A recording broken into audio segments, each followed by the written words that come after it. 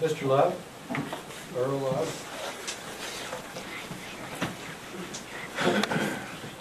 Member Earl Love.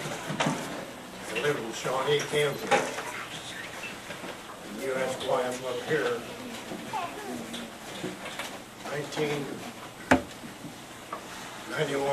1993, when the flood came through here, Channel 9 put out a call for volunteers to come over and help in recovery. And I thought 2 or 3 weeks would be plenty of time.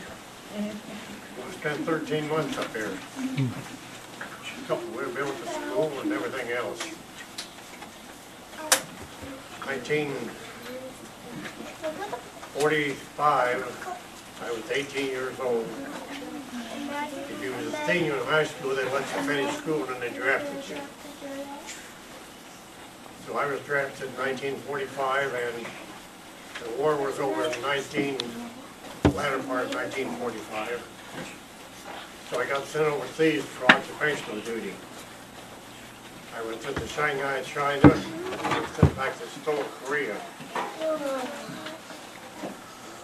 So being that I spent so much time up here on rebuilding the school, I asked Jay, I'd like to do something for the school.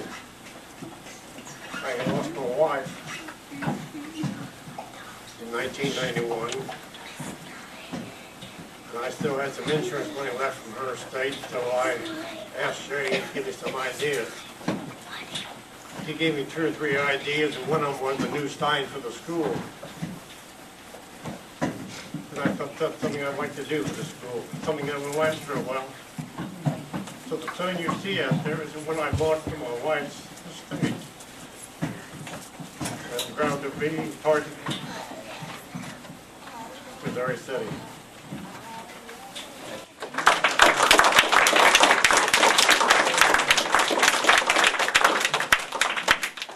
His generosity didn't stop there. He then, after he put up the sign, and it's one that has electricity run to it, that's lighted at night. He wanted it lit night and day, and so he said, "Could I pay the electric bill to make sure you have enough electricity to light it up?" And so he started paying for the electricity to light the sign up. Thank you, Earl. Thank you.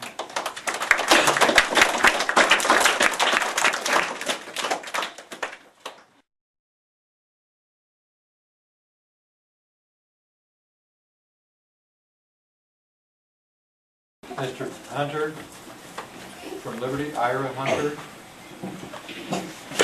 is right behind Mr. Love. I was drafted 8/43, 18 years old. Had 26 weeks of training. The job I was supposed to do, didn't do. Spent 3 years overseas. Went on Normandy Beach, J7, at June the 7th. Got from Normandy Beach, clean on up into, and I'm paying for it today, every day. In the Battle of the Bull. I was there. It's not a day pay that I don't think about. But I do. And I'm glad to be here. And one thing I was saying, that we fought for those countries, and we fought for this country. And I am proud to be Black American, because this is my country. Amen. And I know how those people feel over there. I had a lot of experience. I've been 5 campaigns. My general was Missouri, Omar Bradley, 1st Army. That's what I was with. I didn't like the Army. I wanted to be a buffalo soldier. My dad was a buffalo soldier. Like I tell everybody else. The job I was supposed to do, I didn't do. Had 26 weeks of training of forensic and infantry. I did forensic one day. My outfit did one day. The rest of the time, we followed. I got out at 46. And I didn't go to the VA until 3 years ago. And I am 100% government connection. Everybody looked at my record, my medical records and everything, said you should have been here years. But, like I say, this is my country and everything, but I was still mad at, not the people, but the people up above. That's who I was mad at. We didn't get the recognition that we should have gotten. Only thing you heard of during World War II was the Tuskegee Airmen. You never heard of the truckers, the tankers, or the foot soldiers. And I seen one guy, and I seen him on TV, because I watched him every Sunday. And he was a journalist for Stars and Stripes in the war. And New Rooney. He was in Star and Stripes. I never seen anything in Star and Stripes like soldiers. It wasn't too much, about 2 lines. But I'm still proud to be an American, because this is my country.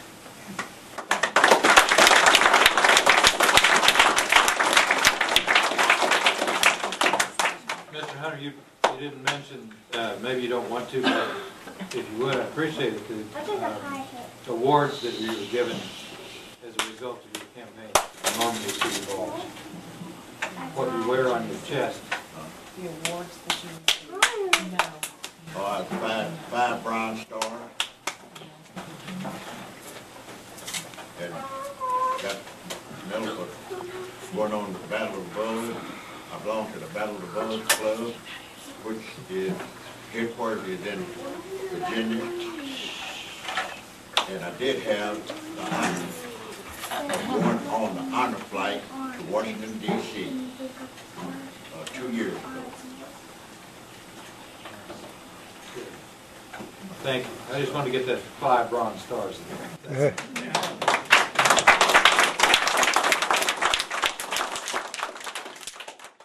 Wanda, she was not in the military either, but she knows a couple of people who were. Would you like to say something? I'm just proud to have son and son-in-law that are serving right now. Our son is in, right now he's in Fort Leonard Wood in E7 school. He's going back to Germany next week. He's stationed in Bamberg, Germany. He just finished his 12th year in the Army. Our son-in-law is stationed in Fort Knox, Kentucky. I'm just going to wink there. Fort Knox, Kentucky. And he just finished his 14th year. Our daughter was in. She was in for 2 years. Thank you. Thank you.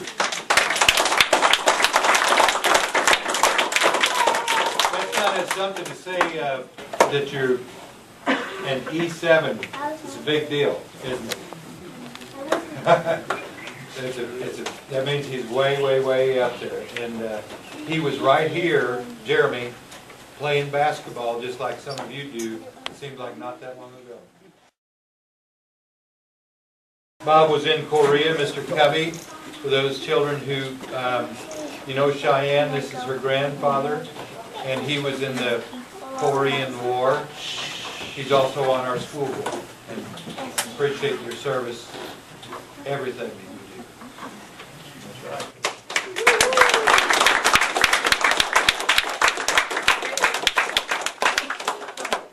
John Rouse, you remember, some of you remember when he was postmaster, he would come down and eat lunch with us. Have candy, at the post office, you know, wipe them out, right, John? I'm John Rouse. I'm a 20-year veteran with the Army. I retired in 1979. I started at Lawson at the Nike bases around Kansas City area. I stationed at Olathe Naval Air Station, part of the Navy. Fort Leavenworth, Kansas, and then moved up to Lawson. I met my wife, we got married, and I went to Okinawa. Stayed there for 2 years. Decided to make it a career, and I decided to make it a career so that I could get off the island of Okinawa. I owed Mama about $800 bar bills, you know. That's what you do when you're overseas by yourself. You do stupid stuff. And I never did drugs, I never smoked pot, but I drank sake. You know, that was really good. But I remember a lot of stuff about Okinawa. It's not all that great either.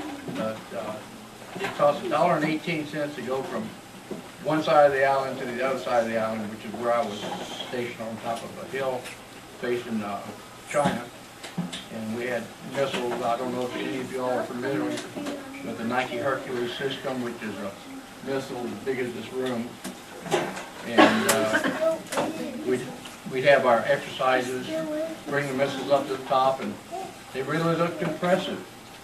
But we never fired a missile, you know, against any hostile targets. We never had it. I guess they were afraid of it.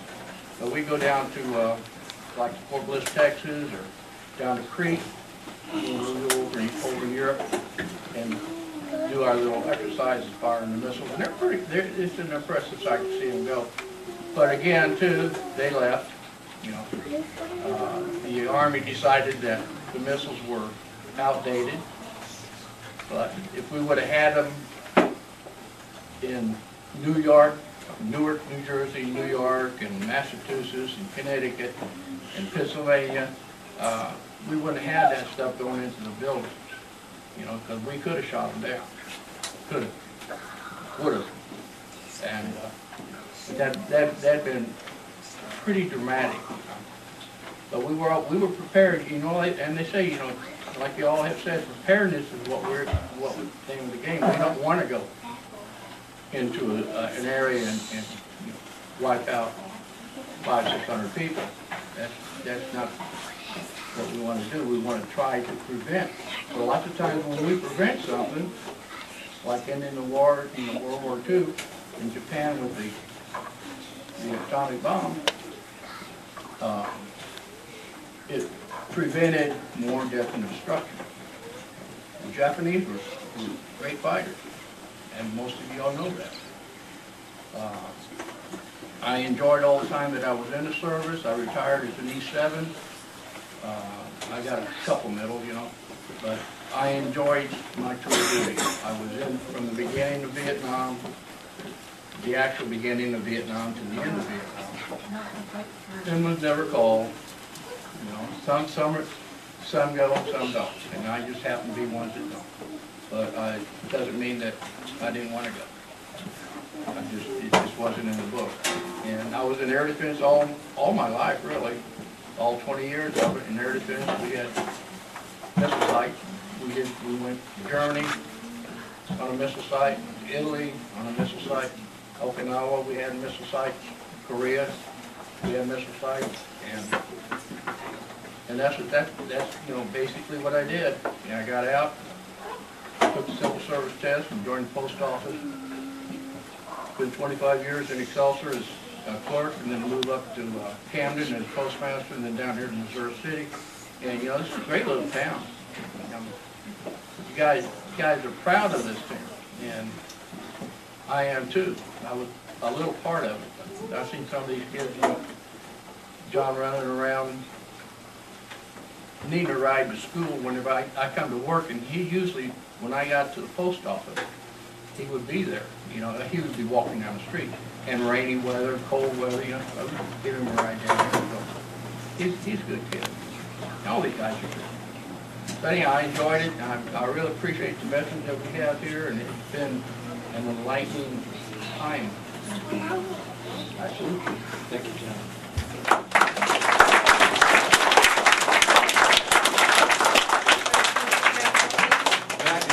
Mr. Hoover's still back there? Did he leave? Our physical education teacher, George Hoover, is a veteran. He's from Lexington also,